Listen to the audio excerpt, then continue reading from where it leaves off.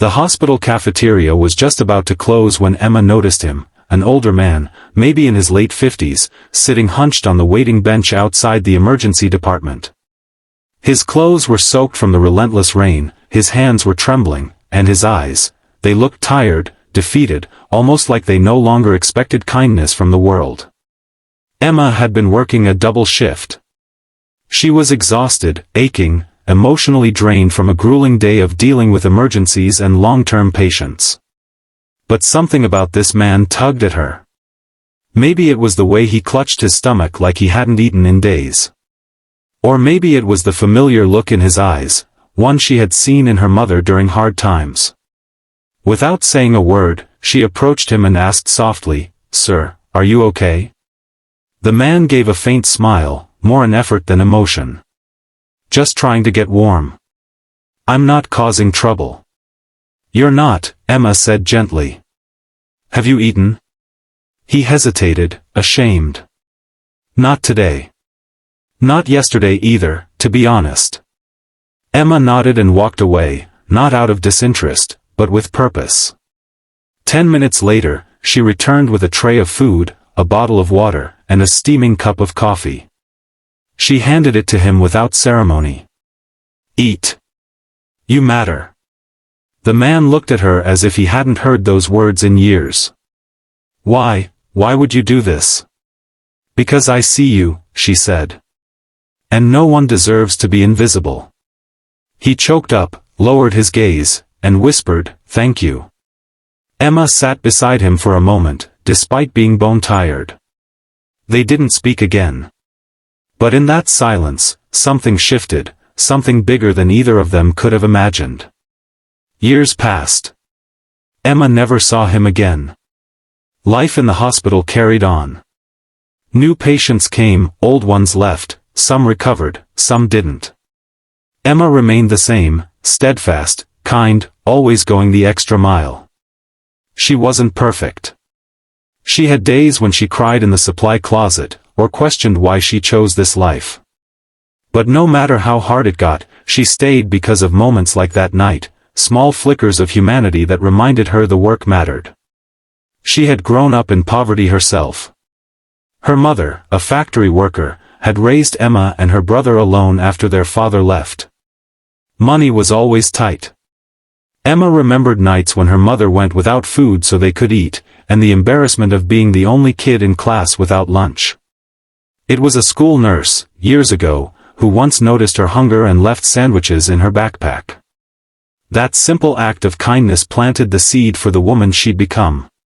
Now, she lived in a modest apartment, drove an old but reliable car, and sent money to help her younger brother through college.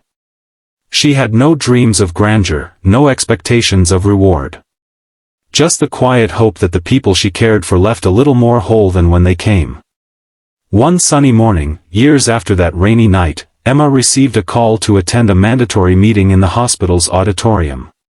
She sighed, expecting another announcement about budget cuts or policy changes. But as she walked in, she noticed something strange. Nearly all staff were present. Even the head of surgery, who rarely showed up at staff meetings. On the stage stood the hospital director, beside a sharply dressed man in his 40s. The man's face held quiet confidence, but also deep humility. Something about him was familiar, but Emma couldn't quite place him. The director took the mic. "Today is not about budget cuts," he said, smiling. "In fact, it's quite the opposite." He introduced the man as Daniel Reed, a tech entrepreneur and philanthropist who had made a significant donation to the hospital. The gift was so large it would cover 3 new operating rooms, a free clinic for low-income families, scholarships for nursing students, and even a full renovation of the emergency wing. Gasps filled the room. Daniel took the microphone, cleared his throat, and said, "But that's not why I'm here. I'm here because this hospital changed my life." He paused and scanned the room, until his eyes landed on Emma. "Years ago," he said, "I was homeless. I'd lost everything, my business, my savings, my home. An accident left me injured and discharged from a public hospital with nowhere to go. I wandered here, cold, hungry, soaked from the rain. I sat on a bench, thinking I was completely forgotten by the world. His voice cracked slightly. And then, an angel in scrubs sat next to me. Emma froze. She didn't ask for my name. She didn't judge my appearance. She just brought me a tray of food and told me I mattered.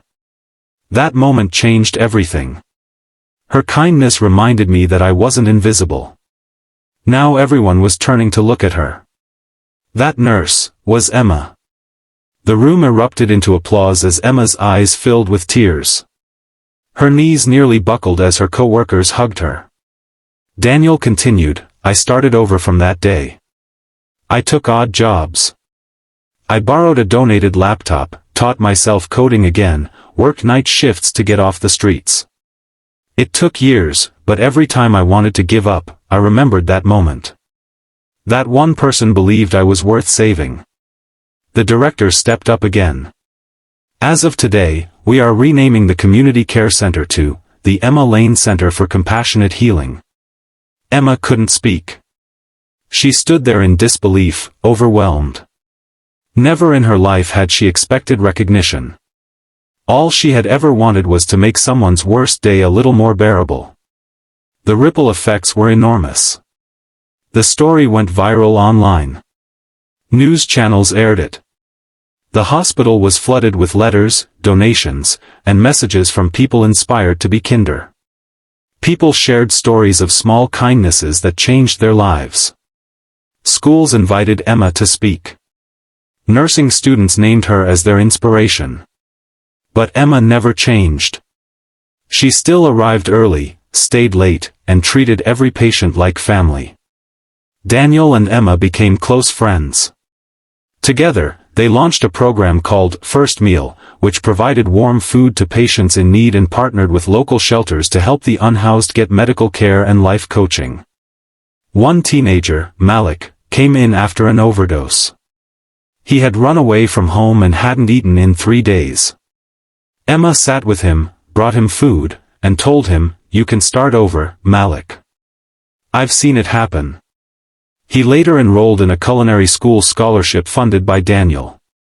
Emma's brother, Tyler, watched everything unfold from his small apartment in another city. He had always admired his sister but never truly understood the depth of her strength. Her story reignited something in him. He returned to college, finished his degree in social work, and joined a youth rehabilitation program. Meanwhile, hospital culture began to shift. Staff became more empathetic. Administrators implemented new wellness policies for healthcare workers, ensuring better emotional support. Emma's quiet compassion had become the heart of the institution. Years later, Emma stood in front of a new class of nurses and shared her story. Compassion, she said, is not a strategy, it's a lifeline. Sometimes, your act of kindness might be the only one someone receives in years. Don't ever underestimate it. One rainy night, not unlike the one when it all began, a young nurse named Aisha was about to leave for the day when she saw an elderly woman sitting alone in the hallway, crying softly. She paused, remembered Emma's story, and walked over. "Would you like something warm to eat?" she asked. The woman nodded silently. Aisha smiled. "You matter," she said. And so, the ripple continued.